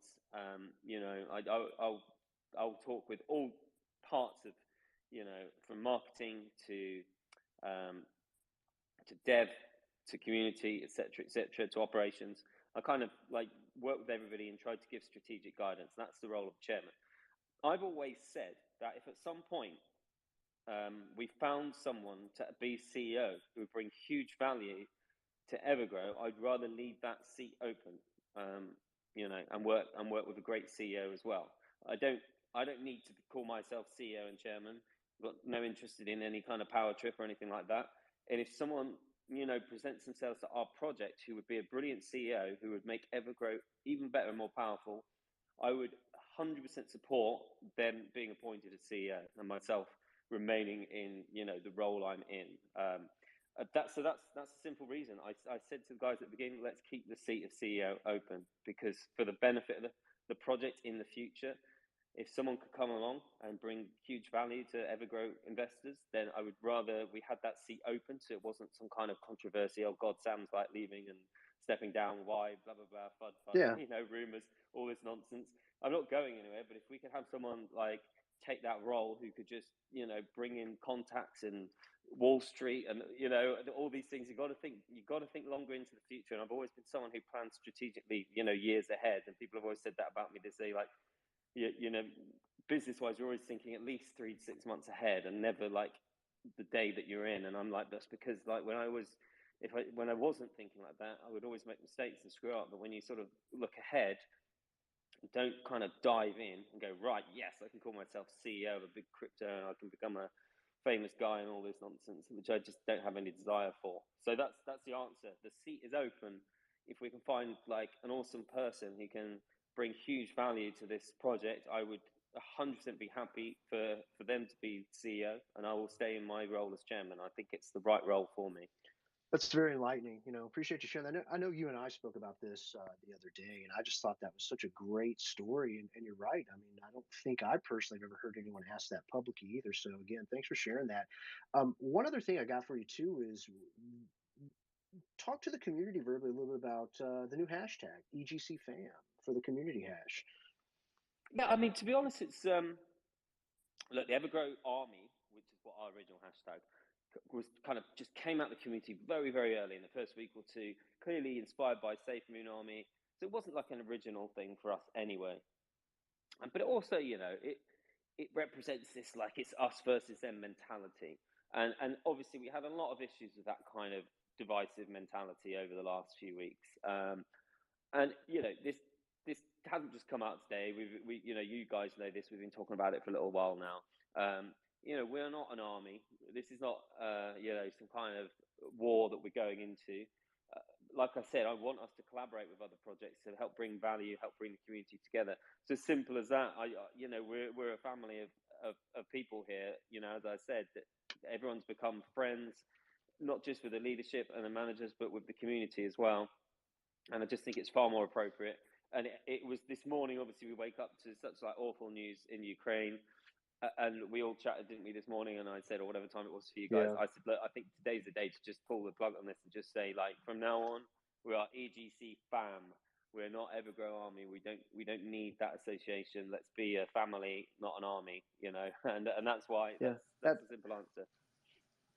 Absolutely. Continuity between, all the projects, continuity between the spaces. I mean, just like Paul was talking about as community managers. I mean, our role is to foster continuity between all the socials, and not just that, but the people that run them, the people that enjoy using them, and then other projects, So I love it. EGC fam, it just makes a lot of sense. The last thing I want to mention about that, because I know there's some folks who have some other questions, maybe a couple Twitter questions they can ask too, is someone earlier I saw, it was one of our Facebook moderators actually.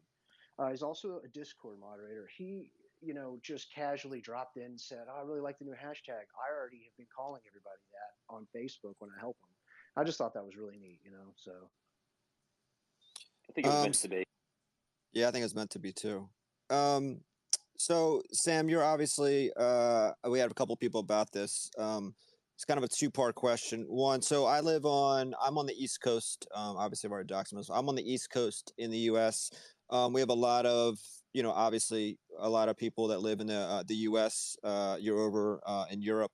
So have you ever been to the U.S.? And if not, or do you plan to come over? And where am I meeting you at when you come over? What's going on? Go to Disney, man. The weirdest, craziest thing about me is I have not been to the US, and I've been to a lot of places around the world. I don't know how it never happened, but yes, I absolutely am. I mean, as I was invited to, a number of Tesla events, like, the Cybertruck reveal and all these amazing things, and I couldn't get over to them, and COVID like scuppered my plans and all this. So, it's crazy that I've not been to the US, but it's imminent, to use that crypto word, that I'll be in the US. And I really want us to, I think we've got some work to do. We've got to get our heads down for the next month or two, just to prove our concept and get these utilities launched. But then, when we're not ever going to sit on our laurels, but when everything's organized and moving forwards a bit more naturally, I did say that, we want to get the community physically together. I think there'll be hopefully events in Europe and the US, and I certainly don't want to miss Asia out. Like, it's a huge community, and we've got so many great members across the whole world, and obviously Australia as well. So, I'm open to trying to organize a few community events every year, and I will always do my best to attend them. And I think the USA is probably going to be in the first couple that we do. So let's get through the next couple of months, and then I think we'll organize something pretty soon. Yeah, that's what I was actually. If everyone's new here, Evergrow Paul here. I'm on the EGC account, but yeah, I was gonna put something together maybe in August or something, but I'm not gonna set anything up yet because of COVID. We gotta see the restrictions, and set something up here, somewhere maybe in Miami or something as a little meetup or something. But I've never been to Europe either, and this kind of piggybacks my next question is. I know people always ask, they saw you in Dubai and they saw you in Spain. They're asking where you at right now. What's going on? Why are you in Dubai and then Spain? Are you moving? What's going on here? People are always asking, like, why are you in Dubai so much? You're partying and doing this and doing that. I don't think you're partying when I talk to you. No, I mean, Dubai, I was there for 40 odd days. I'm back in Spain at the moment. So, look, I've been investing for a long time. I own property in a few countries. And I don't like saying that because it makes me sound a bit flash, but that's the reality. And Spain's like a lovely place to be and to work. And obviously, I founded a very successful business in Europe. But Dubai is going to be the center of crypto, and I'm ultimately going to be living there. That's the short answer. So I'm, sorting things out. Trying to get residency and things like that. So there's the answer to the question. There's not much partying going on. I think I had sort of 3 nights out in the 40 days I was there. Because you guys obviously were actively on with me for that. The whole period I was there, we were sort of communicating 24 hours a day. Oh yeah. But listen, I mean, the thing is, we need to. I think for the benefit of this project, I need to be mobile. I need to spend time in US time zone, for example. We have some great guys working for us in Mexico, and I don't want us to feel so detached. We have this geography against us, so if I can get on a plane, I get more work done on that flight than I could get done under normal circumstances. I can sit on a flight for 12 hours and just work solidly and get all the catch up on all those little admin jobs that you've got to get doing. So so I think my central base will be Dubai. But I would like to be more on the ground and connecting up with our communities. We've got such, obviously the Americas, North and South. We actually have a lot of people now working there, and I do want to make sure that I can spend some time with our teams over there.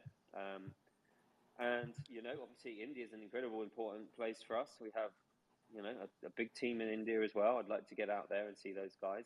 I feel like, I always hark back to testimony Elon Musk, but Elon Musk flies around and connects with people who run his businesses and the different divisions of his business on a regular basis. And the guy's always been an inspiration for me, and I feel like I don't want to feel so detached from from everybody who's running this project. So Dubai makes sense for lots of reasons as a base. Not only is it a central travel hub, but it's also a central crypto hub where some serious connections can be made. Binance are over there at the moment, and people might have seen. And many other projects are starting up there. There are a lot of top brains in blockchain based themselves in Dubai. And when I said that I was going to effectively step back from a seriously successful, very highly paid business that I created to go full time with Evergrow, I meant it, and I'm all in. If that means changing my lifestyle for the benefit of this token, then that's what I'm going to do. So that's pretty much what I'm on at the moment. Hey, Sam. This is very, very important. I gotta know what happened in your childhood to turn you into a Tottenham fan. Oh, here we go. Here we go. Yeah, this is important, man. Hey, and just to preface that Arsenal just beat Wolverhampton, so. Tottenham lost a pretty poor game last night after beating Man City. So I'll briefly go into that. So it was a strange one. I was a little boy growing up in Devon in the UK in the southwest, sort of in a little city but quite a rural area. I was born in London actually, and when I was about 8 years old, there was an English footballer who's now a famous TV presenter in the UK called Gary Lineker, and he was like my boyhood hero. Although he was an England footballer at the time, as well as a Tottenham footballer.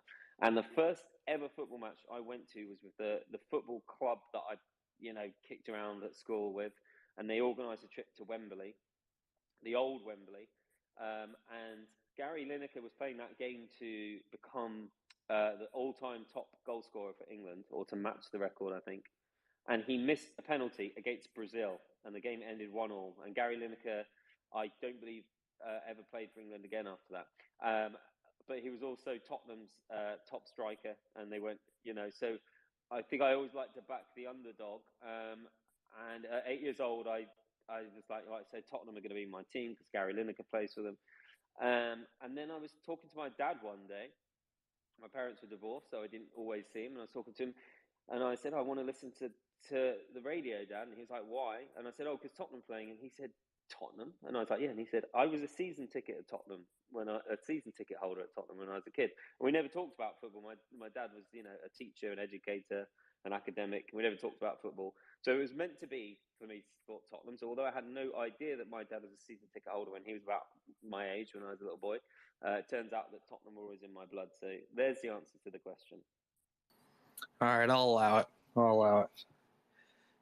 He waited a whole hour, Sam, to ask you that. He waited this whole time, just bits ready to ask you that. You got it. It's hard for me with you being the chairman and being a Tottenham fan. I'm not going to lie to you. It's difficult. We hear it every night behind closed doors, Sam. Every night we hear it from him behind closed doors. So glad he asked. Frank, my man, you had a question. Yeah, I've got a question for Animal. What's up? Aussie, mate, we don't get too much snow down here. I'll have to travel about 3.5 hours to get to the snow. And to be honest, it's a place I'd rather not go. So I'm just curious, what's it like living in a place where there is just so much snow, man? So I live in Colorado, and yeah, I love snow. I moved from the southeast. I lived in Savannah, Georgia for a long time, and I mean, just as a human being, I'm hot natured. So I think like half the reason for me leaving there was to get to a drier, colder climate. But I love it, man. I snowboard a lot. I'm very close to a lot of the resorts here, so it's a 45-minute drive or so for me to be snowboarding. But man, I love it. I think it's beautiful. We've been getting a lot of snow this year. We had a really bad cold front come through. The wind chill 2 days ago, I think, was like -18 at night, which isn't necessarily pleasing, but it did get a little bit chilly.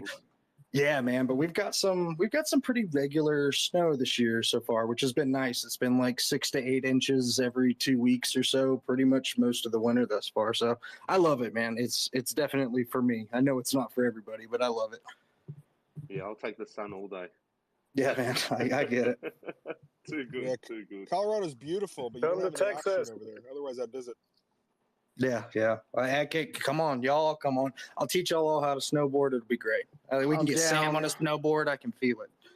Oh, man. Yeah, I see that happening. That'll be a sight. Yeah, that's great. That's great, man. I live in the humid belt of the United States, so I'm all about getting somewhere where it's colder. But don't tell my girlfriend that.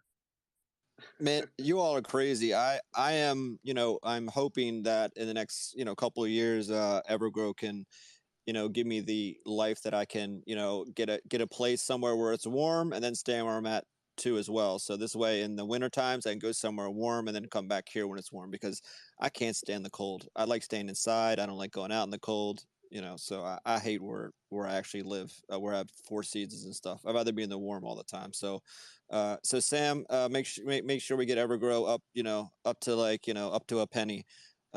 Just joking, just joking. So we could do that. Win penny. Yeah, win.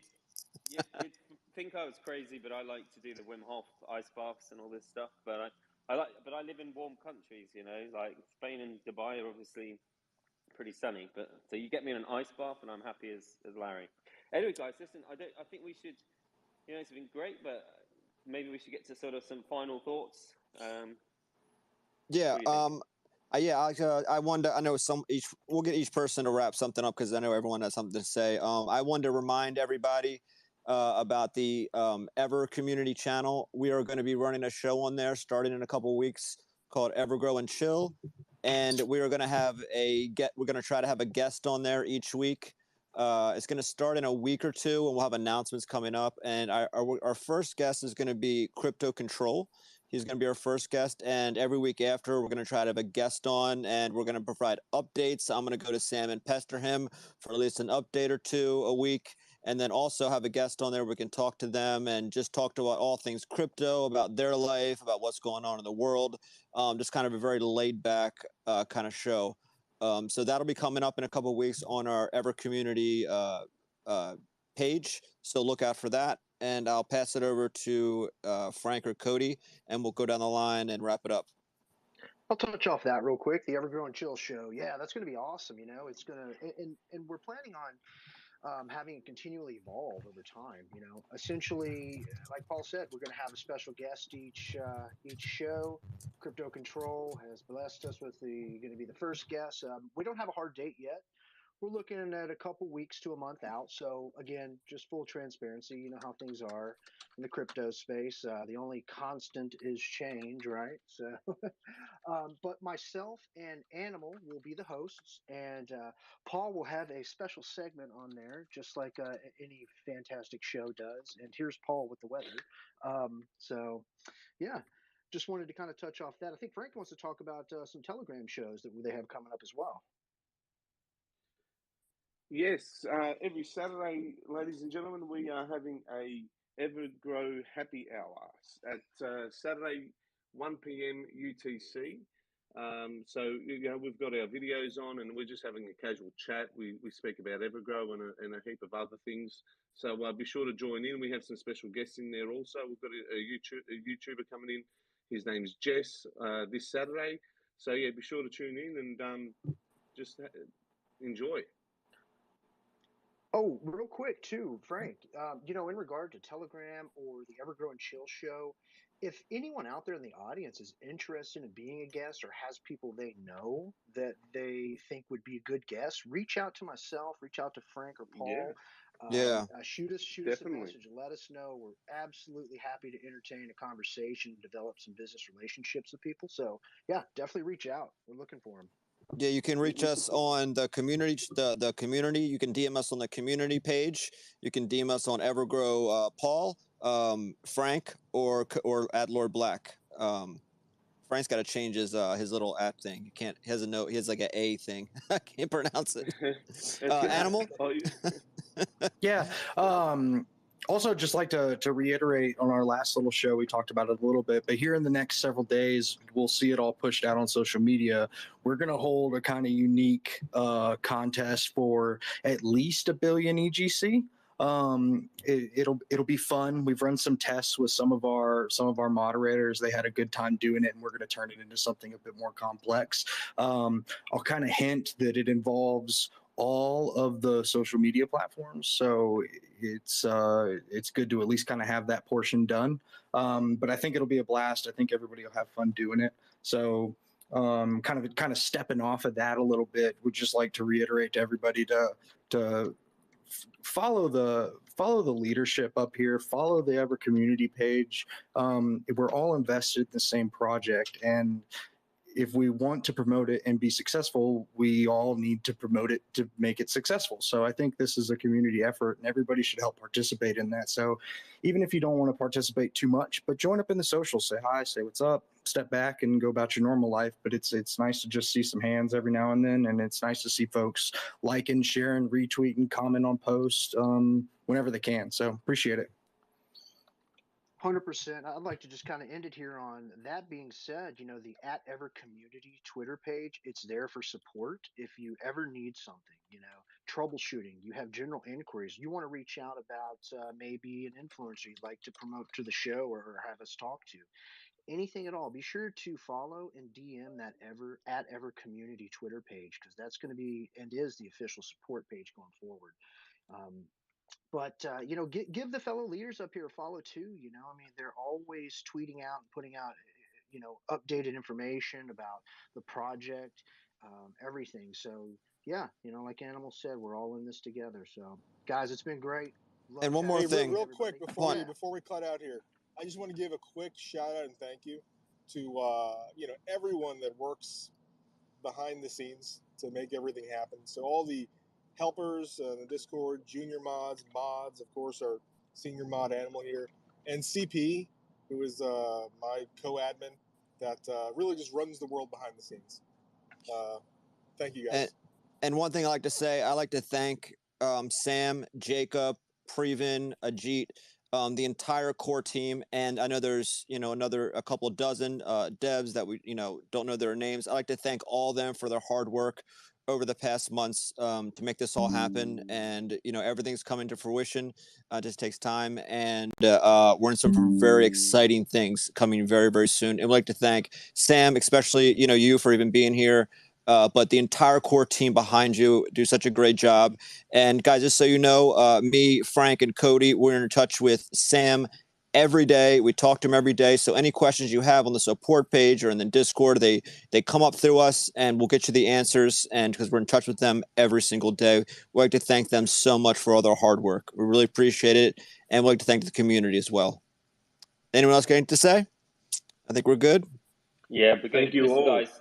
I think the most important thing is for every investor to appreciate you guys, because they could not imagine what our project would be like without you. So huge kudos to you guys. You're working literally far longer than anyone works in a normal job. You're all like so dedicated to, like I said earlier on, helping like every single individual. And when there's hundreds of thousands of investors, you're doing a miraculous job. So huge thank you from me and the team and for the entire community for what you guys do as well.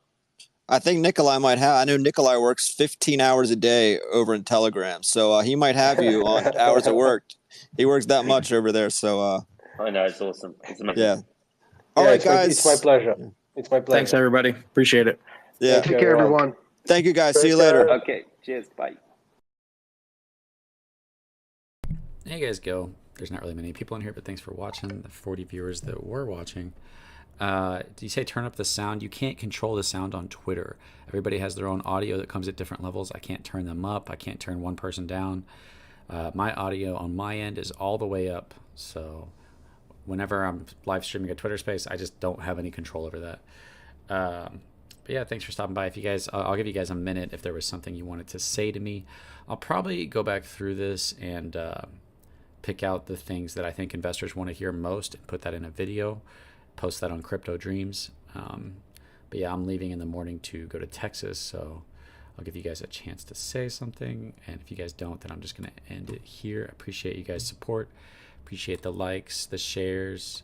Hopefully you guys enjoy there's actually some good information in there from Sam, and you kind of got to meet the Evergrow community team, as well as learn a little bit about Sam's life and kind of how Evergrow came to fruition and the impact that Sam had on it. I think Sam probably had a massive impact on the health and life, and how much Evergrow has gotten to the point that it's at, you know.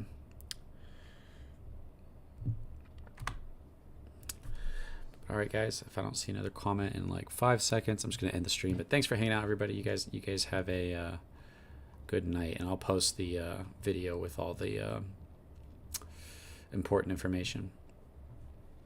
I'll see you guys later. Yeah, I'll repost it for you, Lee. I'll post it on Crypto Dreams, so make sure you're subscribed to Crypto Dreams. I'll catch you guys later. You guys have a good one.